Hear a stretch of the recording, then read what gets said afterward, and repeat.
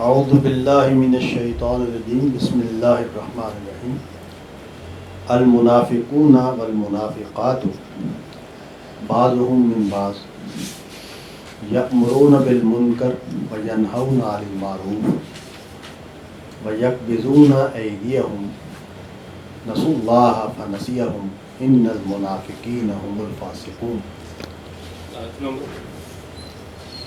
یہ آیت نمبر ہے 66 67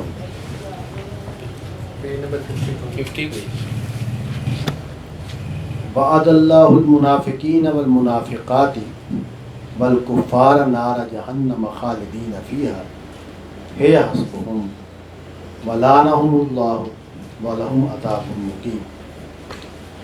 کالذین من قبلکم کانوا اشد منکم قوۃ وَأَكْثَرَ أَمْوَالًا وَأَوْلَادًا فَاسْتَمْتَعُوا بِخِلَاقِهِمْ فَاسْتَمْتَعْتُمْ بِخِلَاقِكُمْ كَمَا اسْتَمْتَعَ الَّذِينَ مِنْ قَبْلِكُمْ بِخِلَاقِهِمْ وَخُذْتُمْ كَالَّذِي خَاضُوا أُولَئِكَ حَبِطَتْ أَعْمَالُهُمْ فِي الدُّنْيَا وَالْآخِرَةِ وَأُولَئِكَ هُمُ الْخَاسِرُونَ۔ أَلَمْ يَأْتِهِمْ نَبَأُ الَّذِينَ مِنْ قَبْلِهِمْ قَوْمِ نُوحٍ وعاد وثمود وقوم ابراہیم واصحاب مدین والمؤتفقات اتتهم رسلهم بالبینات فما کان اللہ لیظلمهم ولکن کانوا انفسهم یظلمون۔ والمؤمنون والمؤمنات بعضهم اولیاء بعض یأمرون بالمعروف وینہون عن المنکر ویقیمون الصلاة ویؤتون الزکاة وَيُطِيعُونَ اللَّهَ وَرَسُولَهُ أُولَئِكَ سَيَرْحَمُهُمُ اللَّهُ إِنَّ اللَّهَ عَزِيزٌ حَكِيمٌ۔ وعد اللَّهُ الْمُؤْمِنِينَ وَالْمُؤْمِنَاتِ جَنَّاتٍ تَجْرِي مِن تَحْتِهَا الْأَنْهَارُ خَالِدِينَ فِيهَا وَمَسَاكِنَ طَيِّبَةً فِي جَنَّاتِ عَدْنٍ وَرِضْوَانٌ مِّنَ اللَّهِ أَكْبَرُ ذَلِكَ هُوَ الْفَوْزُ الْعَظِيمُ۔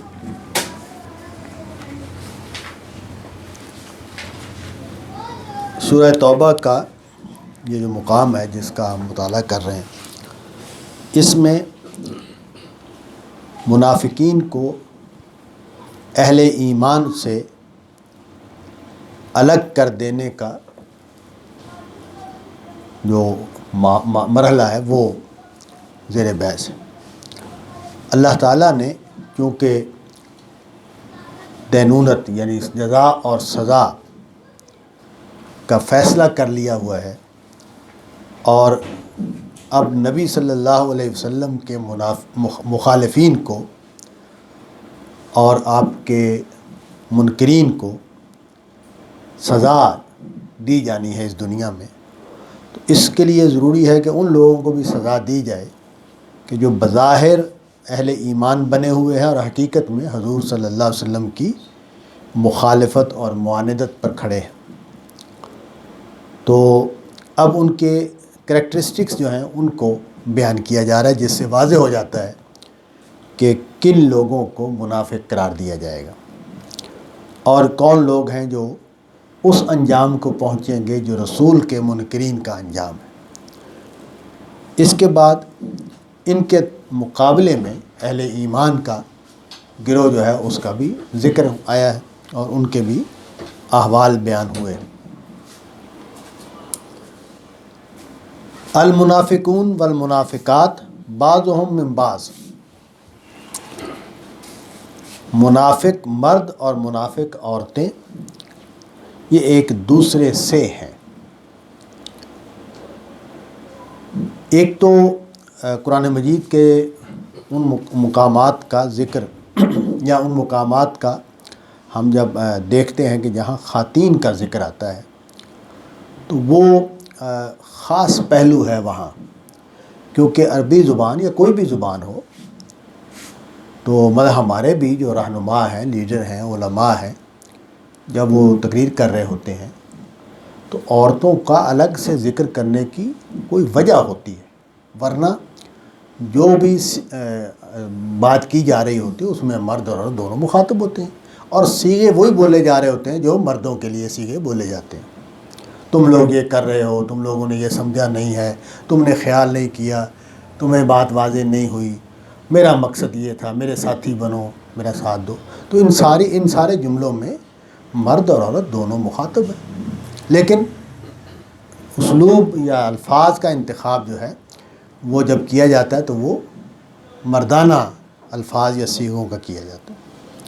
لیکن یہی لیڈر جو ہے یا یہ عالم جو ہے جب کسی موقع پر عورتوں کو الگ سے بیان کرے گا جس کی ضرورت نہیں ہے اس اسلوب میں، تو اس کا مطلب یہ ہے کہ کوئی خاص پہلو زیر بحث آ گیا ہے، کوئی بات ایسی آ گئی ہے زیر بحث جس میں عورتوں کو براہ راست مخاطب کر کے ان کو کوئی بات کہنا پیش نظر ہے۔ تو یہاں بھی یہی ہوا ہے کہ منافقین کا ذکر آ رہا تھا، پیچھے بھی آ رہا ہے، ہم مسلسل دیکھ رہے ہیں 2-3 درسوں میں کہ منافقین زیر بحث ہیں۔ تو عورتوں کا ذکر نہیں آیا، منافق عورتوں کا ذکر نہیں آیا۔ یہاں ہم دیکھتے ہیں کہ المنافقون والمنافقات، یعنی منافق عورتوں کو باقاعدہ ان کا ذکر کیا گیا۔ تو اس سے یہ بات معلوم ہوتی ہے کہ یہ جو منافقت کا رویہ ہے یہ وہاں صرف مردوں کے ہاں نہیں تھا، اس میں عورتیں بھی شریک تھیں، اور عورت جو ہے یا بیوی کہہ لیں، اس کا بہت اہم رول ہے مرد کے کردار کے حوالے سے۔ یعنی ہمیں بھی تجربہ ہے، ظاہر ہے سارے ہم تو عورت کا جو دباؤ ہے مرد کے اوپر، اور عورت جو کشمکش پیدا کر دیتی ہے مرد کے لیے، اس کے نتیجے میں کچھ فیصلے مرد کو مجبوراً کرنے پڑتے ہیں۔ ایک پہلو تو یہ۔ دوسرا پہلو یہ ہے کہ جو گھر ہے اس کی اصل مالک عورت ہے، اور گھر میں کیا چاہیے، کیا ہونا چاہیے، کیا معیار زندگی ہونا چاہیے، کس طرح کا لباس، کس طرح کا گھر، کس طرح کا لین دین، یہ سب چیزیں اس میں عورت کا بنیادی رول ہوتا ہے، بنیادی فیصلہ ہوتا ہے۔ تو اس اعتبار سے دیکھیں تو دنیا سے تعلق اور دنیا کی طرف رغبت اور دنیا کی طرف رجحان پیدا کرنے میں مردوں کے ہاں عورت کا اہم رول ہے، اہم حصہ ہے اس میں۔ اور اس وجہ سے یہ معلوم ہوتا ہے یہاں کہ یہ جو منافقت وہاں مدینے میں ہو رہی تھی، اس منافقت میں عورتوں کا بھی اتنا ہی اہم رول تھا جتنا اہم رول ہوتا ہے، یعنی وہ بھی اپنے شوہروں کے ساتھ پوری طرح شریک تھیں اس کام میں۔ اور دوسرا یہ کہ وہ عورتیں جو ہیں وہ اپنے شوہروں کے لیے منافقت کی طرف میلان اور رغبت پیدا کرنے کا ذریعہ بنی ہوئی تھی۔ اسی لیے کہا کہ بعضهم من بعض، یہ ایک دوسرے کے میں سے ہیں، ایک دوسرے سے جڑے ہوئے ہیں، ان کا ایک دوسرے سے گہرا ربط اور تعلق ہے۔ تو اس کا مطلب یہ ہے کہ جو منافق گھر تھے، یعنی منافق مرد تھے، ان کا گھرانہ بھی منافقت پر ان کے ساتھ کھڑا تھا، تو اس لیے عورتوں کو الگ سے اس کا ذکر کیا ہے۔ تو آگے ان کا جو انجام بیان کیا ہے یا عمل بیان کیا، ان کا جو عمل بیان کیا ہے وہ یہ بتاتا ہے کہ ان کی اصل شخصیت کیا تھی۔ یأمرون بالمنکر وینہون عن المعروف، کہ یہ برائیوں کی تلقین کرتے ہیں اور نیکیوں سے روکتے ہیں۔ یہ جو امر کا لفظ اور نہی کا لفظ استعمال ہوتا ہے قرآن مجید میں اور عربی زبان میں، قرآن مجید تو عربی ہی سے لیتا ہے، یہ تلقین کرنے کے معنوں میں بھی استعمال ہوتا ہے اور حکم دینے اور منع کرنے کے معنوں میں بھی استعمال ہوتا ہے۔ تو کیونکہ جو لفظ جب بھی بولے جاتے ہیں، میں پہلے بھی بیان کرتا رہتا ہوں کہ فاعل سے، مفعول سے، ظرف سے فعل کے جو معنی کی شدت وہ طے ہوتی ہے، کیونکہ یہ منافقین ہیں۔ تو منافقین تلقین سے لے کر روڑے اٹکانے تک سارے کام کرتے ہیں۔ ہر وہ آدمی جو مخالف ہوتا ہے، وہ ہر طرح کے حربے استعمال کرتا ہے، کوئی بھی ہو، خواہ اس کا محرک کچھ بھی ہو۔ یہاں منافق تو وہ ہے کہ جو دنیا کے محرک سے کچھ فیصلے کیے ہوئے ہوتا ہے، یعنی بعض مخالفتیں اصولی ہوتی ہیں، اس میں بھی یہی طریقہ ہوگا، یعنی عمل تو ایک ہی کرنا ہے انسان نے، وہ یہ کہ جس چیز کو وہ ٹھیک نہیں سمجھتا اس کا وجہ دنیا ہے تو منافقت، اس کی وجہ دنیا نہیں ہے تو وہ مخالفت اپنے دوسرے اصول پر چلی جائے گی۔ تو انہوں نے جو رویہ اختیار کیا وہ یہ کہ یہ ایسی باتیں کرتے ہیں جو معروف کے خلاف ہیں، نیکیوں کے خلاف ہیں۔ اچھا، معروف کا لفظ جو ہے وہ قرآن مجید میں نیکیوں کے لیے استعمال ہوتا ہے۔ معروف کا مطلب ویسے ہوتا ہے جانی پہچانی چیز، لیکن یہ عربی زبان میں اور قرآن مجید میں اس کو بہت استعمال ہوا ہے یہ لفظ، ان خیر کے کاموں کے لیے استعمال ہوتا ہے جو مانے ہوئے خیر کے کام۔ اسی طرح منکر کا لفظ جو ہے وہ بھی ان مانی ہوئی برائیوں کے بارے میں استعمال ہوتا ہے جو سوسائٹی میں مانی ہوئی برائیاں، اور وہ اس کا تعلق عربوں کی سوسائٹی سے نہیں ہے، یہ عالمی طور پر انسان چونکہ ایک ہی فطرت لے کر پیدا ہوا ہے تو عالمی سطح پر انسانوں کے یہاں منکرات اور معروفات طے ہیں، نیکیاں بھی طے ہیں، برائیاں بھی طے ہیں۔ یہ کیا کرتے ہیں؟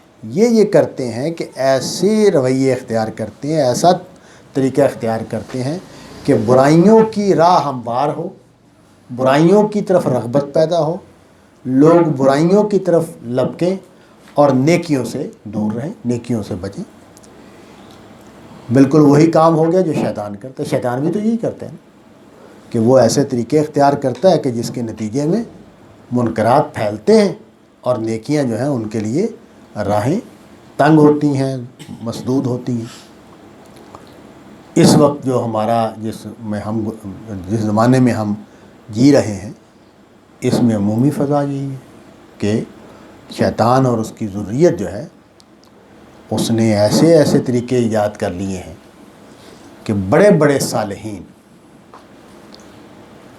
بھی ٹھوکر کھا جاتے ہیں، اس کے شیطان کے جال میں پھنس جاتے ہیں اور برائیاں ہوتی ہیں۔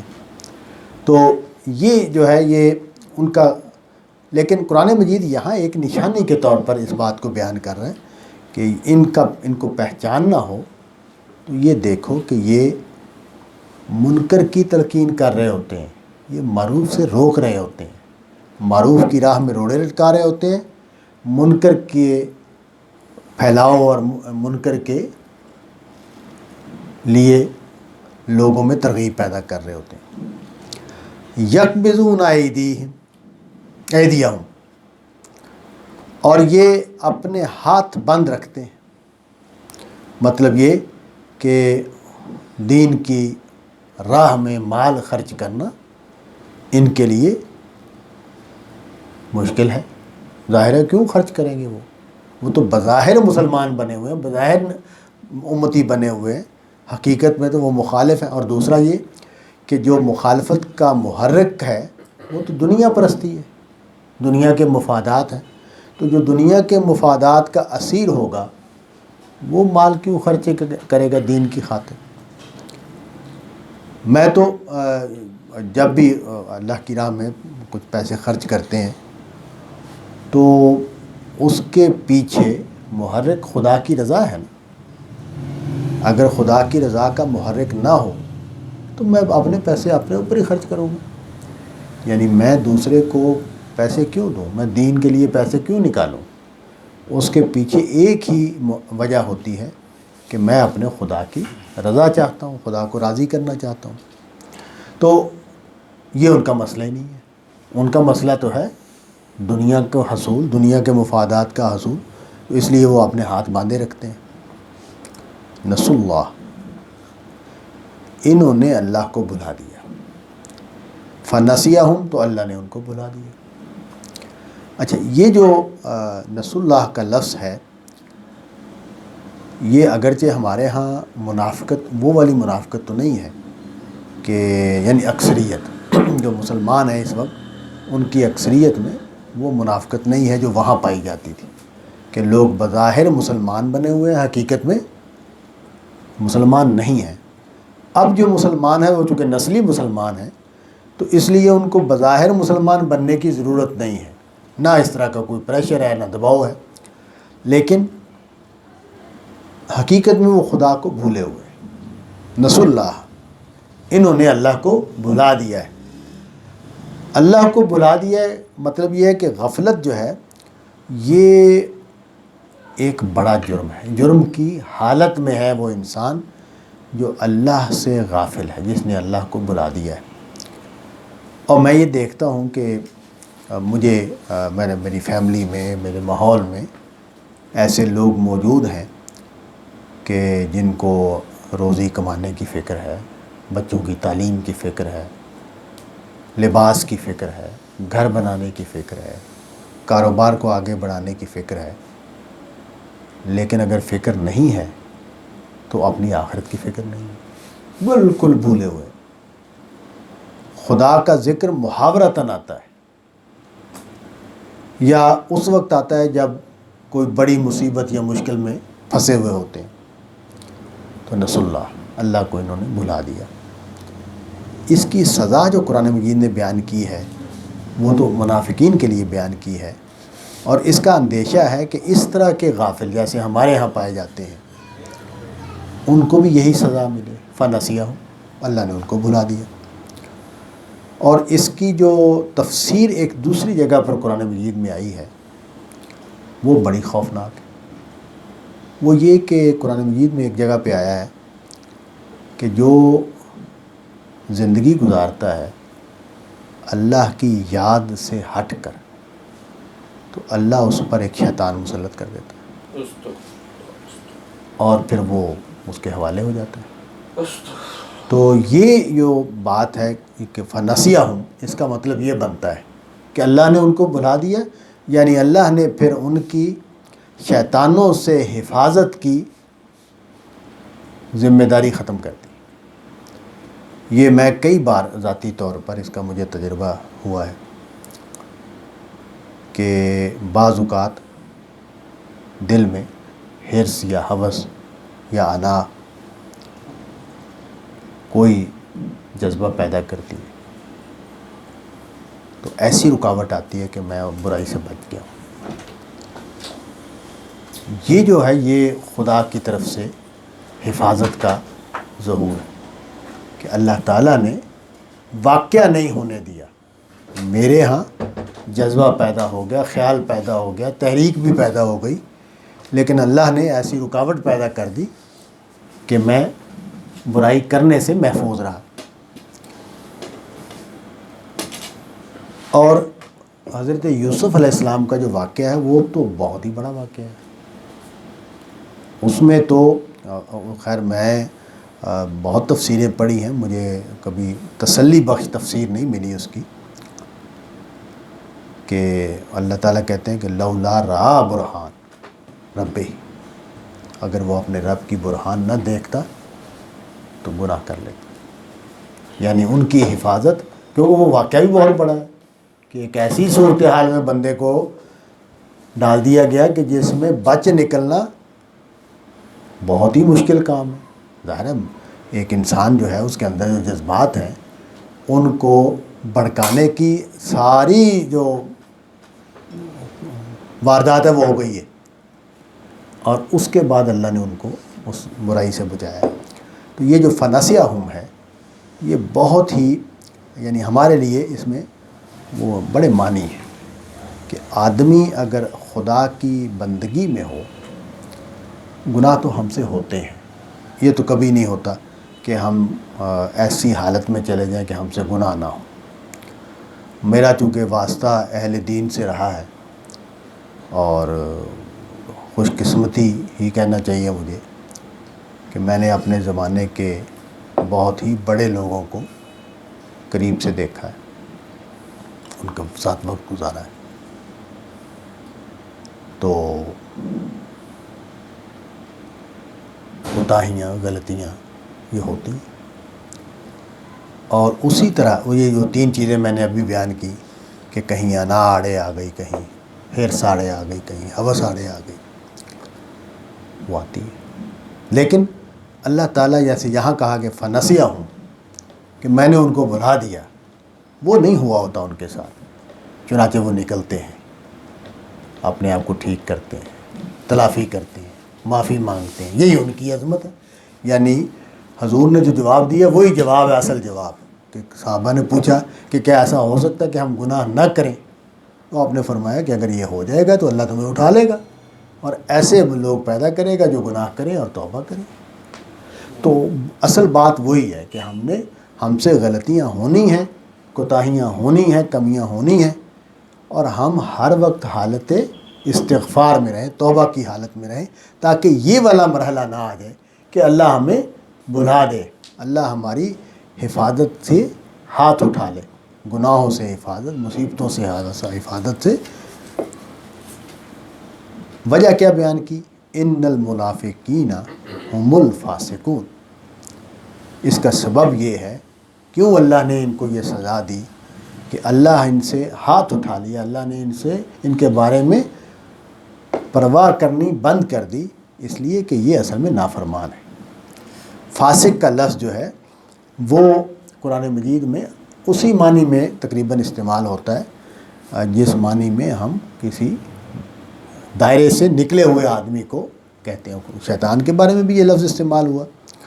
ہمارے اردو میں ذرا فاسق و فاجر کا مطلب جو ہے نا وہ ذرا بہت زیادہ سیریس نہیں لیا جاتا، لیکن یہاں مراد یہ ہے کہ وہ آدمی جو خدا کی اطاعت میں نہیں ہے، خدا کی فرما برداری میں نہیں ہے، اس نے راستہ اختیار کیا ہوا ہے خدا کی مخالفت کا، خدا کے حکموں کو نہ ماننے کا۔ پھر ان کا انجام بیان کیا۔ تو مطلب یہ ہے کہ جو شخص نبی صلی اللہ علیہ وسلم کے زمانے میں مدینے میں اس طرح کی ایکٹیویٹیز کر رہا ہے کہ جس کے نتیجے میں برائیوں کے راستے ہموار ہو رہے ہیں اور نیکیوں کے راستے مسدود ہو رہے ہیں، وہ منافق ہیں، یہ منافقین ہیں، یہ اہل ایمان نہیں ہیں۔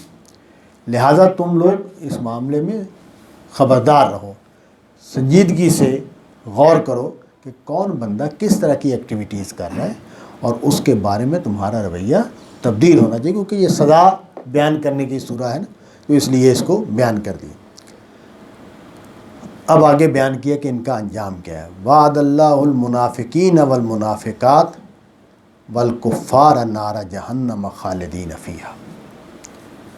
اس آیت میں منافقین اور منافقات کو کفار کے ساتھ جمع کر دیا ہے، یعنی ان کا انجام وہی ہے جو کفار کا انجام ہے۔ یہ رعایت کے حقدار نہیں ہے، ان کا بظاہر مسلمان ہونا اللہ کے ہاں کوئی معنی نہیں رکھتا، ان کا انجام وہی ہوگا کہ جو کفار کا انجام ہے۔ کفار کا انجام کیا ہے؟ جہنم۔ منافقین کا انجام کیا ہے؟ جہنم۔ خالدین فیہا، دوسری بات بھی کہہ دی کہ یہ جو سزا ہے یہ ابدی ہے، ہمیشہ کے لیے ہے، یہ اس میں نہ منافقین جہنم سے نجات پا سکیں گے نہ کفار جہنم سے ہیا حسبہم، اور یہی ان کے لیے ہے، یعنی ان کا حق یہی ہے، ان کا انجام یہی بنتا ہے، ان کے لیے یہی ہونا چاہیے۔ وَلَعَنَهُمُ اللَّهُ، اللہ نے ان پر لعنت کر دی ہے۔ لعنت کا لفظ جو ہے یہ عربی زبان میں ہمارے ہاں بھی اسی معنی میں بولا جاتا ہے کہ اللہ تعالیٰ کی عنایت، رحمت، برکات، اس کا دروازہ بند ہو گیا۔ لعنت کا مطلب یہ ہے کہ وہ شخص جس پر اللہ کی عنایت، رحمت اور برکت کا دروازہ بند ہو گیا ہے، وہ ملعون ہے، وہ لعنتی ہے۔ ہمارے ہاں تو یہ عام لفظ بولا جاتا ہے، نہیں بولنا چاہیے کسی بندے کے بارے میں، کیونکہ یہ بہت بڑی وعید ہے، بہت بڑی سخت بات ہے کسی بندے کے بارے میں کہنا کہ اس پر اللہ کی لعنت ہو۔ مطلب یہ ہے کہ وہ اللہ تعالیٰ کی کسی طرح کی ہمدردی، شفقت، محبت کا حقدار نہ رہے۔ تو منافقین کے بارے میں یہ کہا کہ وَلَعَنَهُمُ اللَّهُ، اللہ نے ان پر لعنت کر دی ہے، وَلَهُمْ عَذَابٌ مُقِيمٌ، اور ان کے لیے قائم رہنے والا عذاب ہے، ہمیشہ کا عذاب ہے۔ تو یہ دنیا میں بھی ان کو سزا ملنی ہے، ان کو مار دیا جائے گا، جو منافق جو ہیں وہ پکڑے جائیں گے، ان کو مار دیا جائے گا، لیکن یہاں آخرت کے عذاب کو بیان کیا ہے۔ اور آخرت کے عذاب کا مطلب یہ ہے کہ دنیا میں میں نے جب بھی قرآن مجید کو پڑھاتا ہوں میں، تو مجھے ہمیشہ یہ لگتا ہے کہ رجا کا پہلو غالب ہے، یعنی امید کا پہلو غالب ہے۔ شاید اس کی وجہ یہ ہے کہ ضرورت بھی محسوس ہوتی ہے کہ میرے ساتھ رعایت ہو، میرے ساتھ سختی نہ کی جائے، میں رعایت کا مستحق ہوں اپنے اس وجہ سے کہ میں اللہ کی بندگی میں جینا چاہتا ہوں، اللہ کی رضا کو حاصل کرنا چاہتا ہوں، اور اس کے لیے ٹوٹی پھوٹی کوشش بھی کرتا ہوں۔ لیکن ان آیتوں سے پتہ چلتا ہے کہ کچھ کردار وہ ہیں کہ جن کو رعایت نہیں ملے گی۔ غلبہ قرآن مجید میں کس چیز کا ہے؟ رعایت کے مضمون کا غلبہ ہے کہ اللہ نے اپنے اوپر رحمت نافذ کر رکھی ہے، اللہ ایک نیکیوں کو 10 گنتا ہے، برائی کو 1 گنتا ہے، برائیاں جو ہیں وہ نیکیاں برائیوں کو کھا جاتی ہیں۔ تو یہ سب رحمت کے مضمون کو بیان کیا جا رہا ہے۔ شرک کے علاوہ ہر گناہ معاف ہو سکتا ہے، یہ رحمت کے مضمون کو بیان کیا جا رہا ہے۔ یہاں دیکھیں کہ کفار اور منافقین کے بارے میں یہ کہا کہ ان کا ٹھکانہ جہنم ہے جس میں یہ ہمیشہ رہیں گے۔ اس کا مطلب یہ ہے کہ وہ ہستی جو اپنا تعارف رحمان اور رحیم کے لفظوں سے کرواتی ہے جگہ جگہ قرآن مجید میں، اور بعض مکی صورتوں میں تو اللہ کے بجائے رحمانی کا لفظ استعمال کیا گیا ہے، تو وہ رحمت اور شفقت، وہ مہربانی اور عنایت کا باب ہی بند ہو جائے گا ان لوگوں کے لیے کہ جو اس طرح کے ہیں جیسے کہ منافقین ہیں۔ کالذین من قبلکم کانوا اشد منکم قوۃ واکثر اموالا واولادا، یہ انہی لوگوں کی طرح ہیں جو ان سے پہلے تھے۔ اور عرب جو قوم ہے، مکے والے بھی اور مدینے والے بھی، یہ معیشت کے اعتبار سے کوئی بڑی معیشت نہیں تھے۔ یعنی اگر مکے میں کوئی بہت خوشحال آدمی بھی ہوگا تو وہ ہمارے جو مڈل کلاس کا آدمی ہے اس سے نیچے ہوگا، یعنی جو وہاں کے مالی حالات تھے وہ اتنے نہیں تھے۔ تو اسی لیے قرآن مجید نے کہا کہ یہ جو دنیا پرستی ہے، تم جس وجہ سے دنیا پرستی کر رہے ہو، تو تم سے پہلے جو قومیں گزری ان میں بھی تمہارے جیسے لوگ تھے، اور مال اور اولاد اور قوت میں تم سے بڑے تھے۔ ظاہر ہے عاد اور سمود اور اس طرح کی جو قومیں تھیں یہ بڑی بڑی تہذیبیں تھیں، بہت ترقی یافتہ قومیں تھیں یہ۔ ان کے جو آثار اس وقت بھی موجود ہیں اس سے پتہ چلتا ہے کہ صنعت اور حرفت اور فنکاری اور اس طرح کی چیزوں بہت آگے تھے وہ لوگ ان عربوں کے مقابلے۔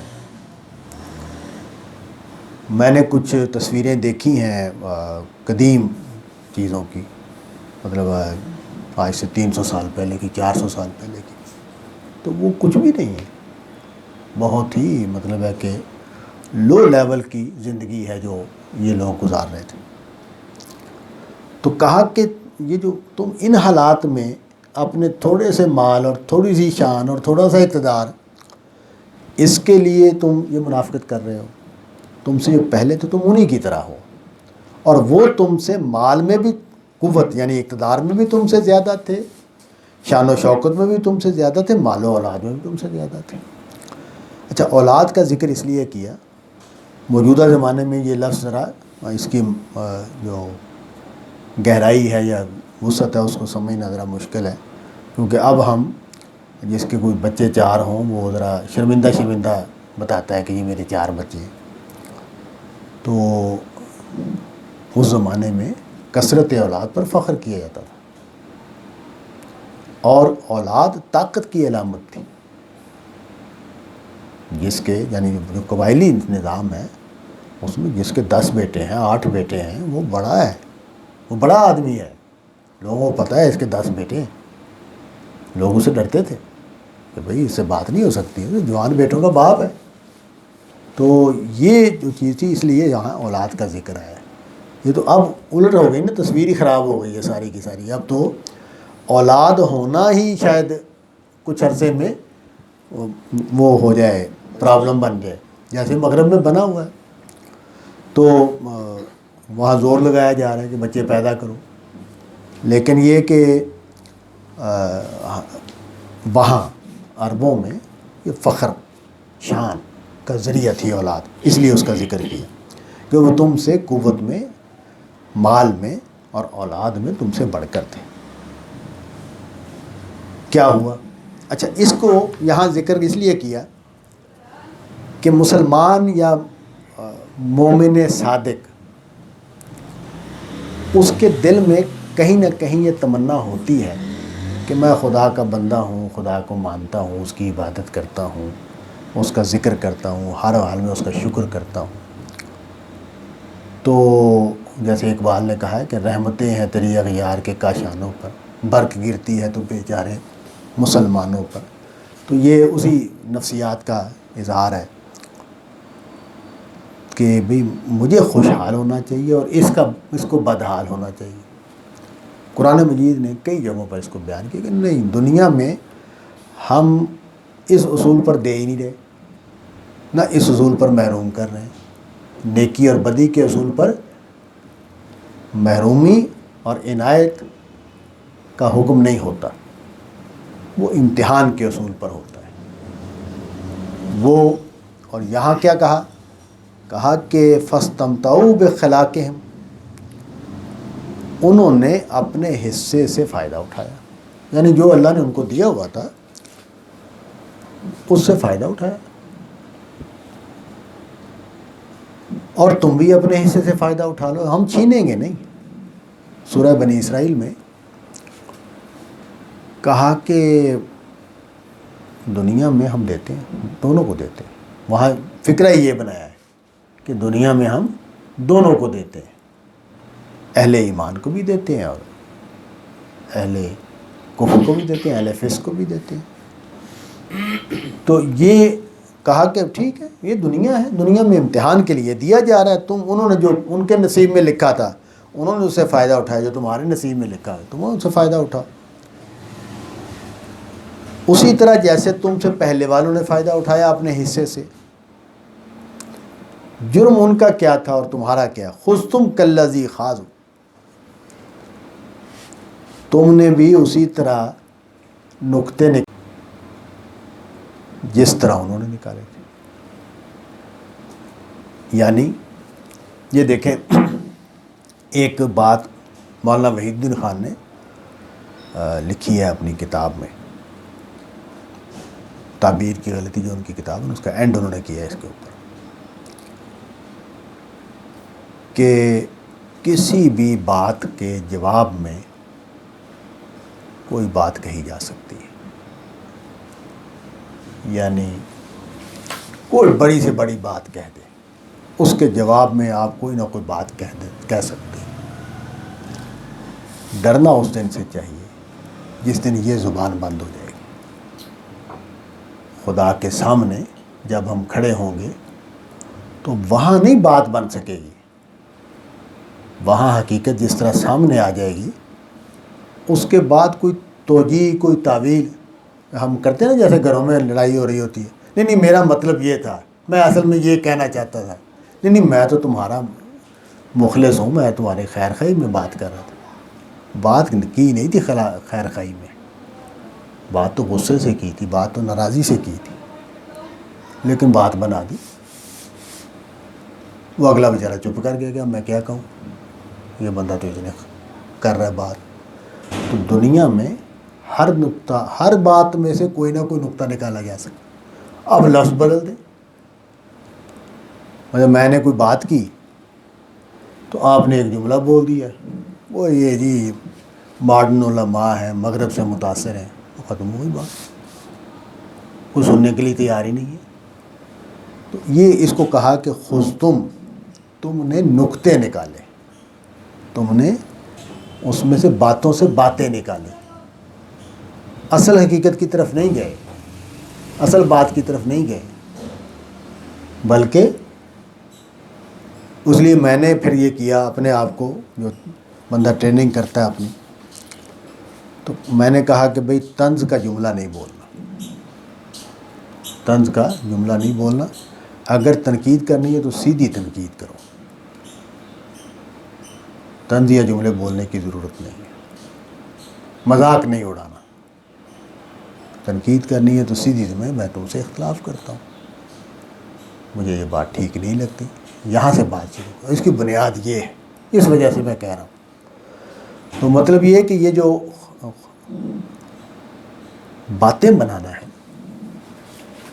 یہ آدمی کو خود دھوکہ اپنے آپ کو دھوکہ دینا ہے کہ میں بڑا صحیح جواب دے کے آ گیا ہوں، اور اصل میں آدمی جھوٹ بول کے آیا ہوتا ہے، اصل میں آدمی نے بات بنائی ہوتی ہے، اور وہ جو سیریس بات تھی، سنجیدہ بات تھی، کیونکہ قرآن مجید سے یہ بات واضح ہوتی ہے کہ قیامت والے دن جب یہ سوال ہوگا کہ تمہارے سامنے ایک حق آیا تھا، تم نے کیوں نہیں مانا؟ حق سے مراد صرف دین کے حق نہیں ہے، دنیا میں بھی حق ہیں، کسی کے قرض دینا ہے، کسی کی بات دینی ہے، کسی کی چغلی کی ہوئی ہے، کسی کا نقصان کیا ہوا ہے، کسی کو دھوکہ دیا ہوا ہے، تو وہ بھی تو حقوق ہے۔ اور تنقید آ گئی میرے سامنے کہ آپ نے ٹھیک بات نہیں کی تھی، میں نے آپ سے چیز خریدی، آپ نے کہا بالکل ٹھیک ہے، ارے ٹھیک نہیں تھی، آپ کو پتہ تھا ٹھیک نہیں ہے، اور آپ نے مجھ سے ٹھیک چیز کے پیسے لیے ہیں، اور آپ کہانی سنا رہے ہو، واپس بات مان نہیں رہے ہو، تو کیا ہے؟ تو اس کو یہاں تو مسئلہ بہت ہی بڑا مسئلہ ہے کہ پیغمبر آ گئے، اللہ کی طرف سے کلام اتر رہا ہے، اور وہاں مین میخ نکالی جا رہی ہے، وہاں باتیں بنائی جا رہی ہیں، وہاں توجیہ کی جا رہی ہے، وہاں اس طرح کی باتیں کی جا رہی ہیں کہ جس سے اصل بات کی طرف سے توجہ ہٹ جائے۔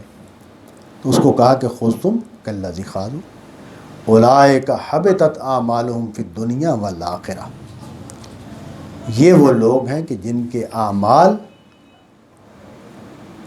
بے نتیجہ ہو گئے۔ اب اعمال بے نتیجہ ہو گئے، اس کا مطلب یہ ہے کہ کوئی بندہ کتنا ہی برا کیوں نہ ہو، کوئی نہ کوئی خیر کے کام تو کیے ہوتے ہیں اس نے، کسی وقت سچ بولا ہوتا ہے، کسی وقت کوئی نماز پڑھی ہوتی ہے، کوئی روزہ رکھا ہوتا ہے، کوئی خیرات کی ہوتی ہے، کوئی 4 قدم چلے ہوتے ہیں کسی حق کی بات کے لیے، سب ضائع ہو گئے۔ اولئک، یہ وہ لوگ ہیں، حبطت اعمالهم فی الدنیا والآخرہ، یہاں دنیا کا ذکر اس لیے کیا کہ دنیا میں بھی نتیجہ نکل رہا تھا جہاں پیغمبر کی صورت میں، اس لیے کہا کہ دنیا میں بھی تمہارے خلاف ہی نتیجہ نکلے گا اور آخرت میں بھی۔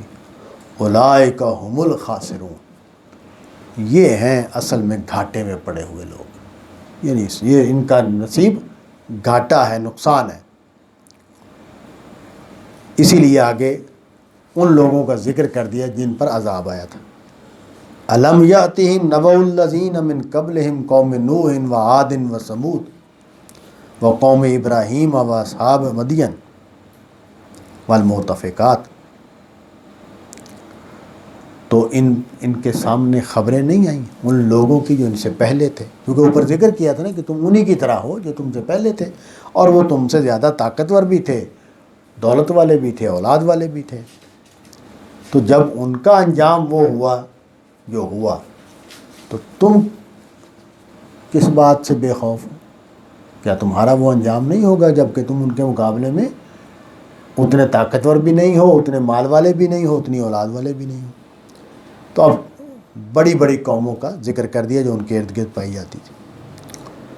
حضرت نوح کی قوم پر عذاب آیا ہے، عاد کی اوپر عذاب آیا ہے، سمود کے اوپر عذاب آیا ہے، ابراہیم علیہ السلام کی قوم کے اوپر۔ یہ قرآن مجید کے ان مقامات میں سے ہے جہاں ابراہیم علیہ السلام کی قوم کا ذکر عذاب والی قوموں میں آیا ہے۔ اس سے یہ پتہ چلتا عام طور پر قرآن مجید میں چونکہ بیان نہیں کیا اس کو، تو اس لیے عام طور پر توجہ اس طرف نہیں جاتی کہ حضرت ابراہیم علیہ السلام نے جب ہجرت کی تو ان کی قوم پر بھی پیچھے عذاب آ گیا۔ حضرت ابراہیم علیہ السلام کا جو علاقہ ہے وہ عراق کا علاقہ تھا، جو آج کل عراق جس کو ہم کہتے ہیں، اس علاقے میں آپ نے پیغمبری کی تھی، اور وہاں سے ہجرت کر کے یروشلم کے علاقے میں چلے گئے تھے۔ تو پیچھے معلوم ہوتا ہے، اس آیت سے پتہ چلتا ہے کہ پیچھے جو قوم تھی ان کی، اس پر عذاب آیا تھا۔ اصحاب مدین والمؤتفقات، یہ ایک صفت کا صیغہ بول دیا کہ وہ بستیاں جو الٹی پڑی ہوئی ہیں۔ اتتہم رسلہم بالبینات، ان کے پاس ان کے رسول واضح نشانیاں لے کر آئے۔ فما کان اللہ لیظلمہم ولکن ان کانوا انفسہم یظلمون، اب اس بات کو واضح کیا کہ یہ جو عذاب آئے ہیں ان قوموں کے اوپر، یہ اللہ کا طریقہ نہیں ہے کہ وہ ظلم کرے۔ اللہ تو رحمت کرتا ہے، اللہ تو عنایت کرتا ہے، اللہ تو دینا چاہتا ہے۔ اللہ تو، مجھے قرآن مجید کو پڑھ کے کئی بار یہ احساس ہوتا ہے کہ اللہ تعالیٰ کی شدید تمنا ہے کہ سارے جنت میں جائیں۔ اس کے لیے کیا مسئلہ ہے؟ ہم تو بہت ہی آسانی سے سمجھ سکتے ہیں۔ اگر اس وقت 7 ارب آبادی ہے دنیا کی، تو اگر 60,000 سال یا 70-80,000 سال یا 3 لاکھ سال بھی اگر ہوئے ہیں انسان کو آباد، کتنی آبادی ہوگی انسانوں کی؟ سارے انسان کتنے ہوں گے؟ 30 ارب ہو جائیں گے، 40 ارب ہو جائیں گے، 50 ارب ہو جائیں گے۔ اتنی بڑی کائنات ہے، اس کے لیے کیا مسئلہ جنتیں دینے میں؟ کوئی مسئلہ ہی نہیں۔ تو وہ یہ چاہتا ہے کہ اس کے بندے جنت میں جائیں، وہ نہیں چاہتا۔ یہاں یہی بیان کیا نا کہ اللہ کا یہ طریقہ نہیں ہے کہ وہ ان پر ظلم کرے، انہوں نے خود اپنی جانوں پر ظلم کیا۔ یعنی اللہ تو یہی چاہتا تھا کہ پیغمبر بھیجے ہیں، لوگ ان کی بات کو مانیں، قبول کریں اور میری جنت پائیں۔ لیکن لوگوں نے کیا کیا؟ لوگوں نے پیغمبروں کی مخالفت کی، ان کو تکلیفیں پہنچائیں، ان کو اذیتیں دیں، ان کا مذاق اڑایا، ان کی بات کا انکار کیا، ان کو جھوٹا قرار دیا۔ چنانچہ خدا کی طرف سے پھر غضب نازل ہوا، سزا ہوئی۔ آگے ان کے مقابل جو گروہ ہے مومنین کا، اس کا ذکر آ گیا۔ والمؤمنون والمؤمنات بعضهم اولیاء بعض، وہاں جملہ یہ بولا تھا کہ یہ ایک دوسرے میں سے ہیں، یہاں جملہ بولا کہ یہ ایک دوسرے کے ساتھی ہیں۔ یعنی وہاں نیگیٹو ہے اسلوب، یہاں پازیٹیو اسلوب ہے۔ بعضهم اولیاء بعض، یہ ایک دوسرے کے ساتھی ہیں، ایک دوسرے کے مددگار ہیں، ایک دوسرے کے کام آتے ہیں، ایک دوسرے کے دوست ہیں۔ یامرون بالمعروف وینہون عن المنکر، ان کا بنیادی کردار کیا ہے کہ یہ معروف کی تلقین کرنے والے ہیں، برائی سے روکنے والے ہیں۔ اچھا، سورۃ عصر جو ہے اس سے یہ پتہ چلتا ہے کہ یہ ممکن نہیں، ویسے انسان کی فطرت بھی یہی ہے کہ وہ جس چیز کو حق سمجھتا ہے اس کو بیان کرنے والا ہوتا ہے۔ یہ انسان کے بس کی بات نہیں ہے کہ وہ جس چیز کو ٹھیک سمجھتا اس کو بیان کرنے والا نہ ہو۔ اور اگر کوئی آدمی اس کیفیت میں، اس حالت میں، تو اس کا مطلب یہ ہے کہ کوئی پرابلم ہے، کوئی سیریس پرابلم پیدا ہو گیا جس کی وجہ سے اس کی زبان بند ہوئی۔ اس کو حضور نے واضح کر دیا کہ ظاہر یہ ایمان کی کمزوری ہے، ایمان کی کمزوری نہیں ہونی چاہیے۔ حکمت اور چیز ہے، حکمت تو ہر چیز میں موجود ہے، اس انسان کا خاصہ ہے، حکمت ہی سے کام ہونے چاہیے، لیکن کمزوری اس کی وجہ نہیں ہونی چاہیے۔ تو فرمایا کہ یہ مومن جو ہیں یہ ایک دوسرے کے ساتھی ہیں، اور ان کا عمومی طریقہ کیا ہے کہ یہ لوگوں کو نیکی کی تلقین کرتے ہیں، نیکی کی طرف بلاتے ہیں، نیکی کی طرف رغبت دلاتے ہیں، اور برائیوں سے منع کرتے ہیں، برائیوں سے روکتے ہیں۔ وَيُقِيمُونَ الصَّلَاةَ، نماز قائم کرتے ہیں۔ ظاہر ہے جو آدمی بندہ مومن ہو، میں نے یہ نقطہ جو سمجھا ہوا بیان کرتا رہتا ہوں کہ ماں سے محبت جب تقاضا پیدا کرتی ہے کہ میں ماں سے ملنے جاؤں، ماں سے محبت تقاضا پیدا کرتی ہے کہ میں ماں کو یاد کروں، ماں سے محبت تقاضا پیدا کرتی ہے کہ میں ماں کی کہنا مانوں۔ تو اگر کوئی بندہ کہتا ہے کہ میں اللہ کو مانتا ہوں تو وہ اللہ کو یاد نہ کرے، یہ کیسے ہو سکتا؟ یہ ممکن ہی نہیں ہے۔ تو نماز اصل میں خدا کو یاد کرنا ہے، اس کا ایک طریقہ مقرر کر دیا گیا ہے۔ تو جو بندہ نماز نہیں پڑھتا، اس کا یہ دعویٰ کہ میں خدا کو مانتا ہوں، خدا سے محبت کرتا ہوں، خدا سے تعلق رکھتا ہوں، یہ دعویٰ بے حقیقت ہے، بے معنی ہے، جھوٹ ہے، یہ ہو نہیں سکتا۔ نماز بے چین نہ کرے، یعنی نماز کا انتظار نہ ہو اس بندے کو جو اصل میں خدا سے جڑا ہوا ہے۔ یقیمون الصلاۃ، اس لیے قیام صلاۃ کا لفظ آتا ہے قرآن مجید میں۔ ویؤتون الزکوٰۃ، زکوٰۃ ادا کرتے ہیں، یعنی انسانوں پر خرچ کرتے ہیں، ان کی مدد کرتے ہیں۔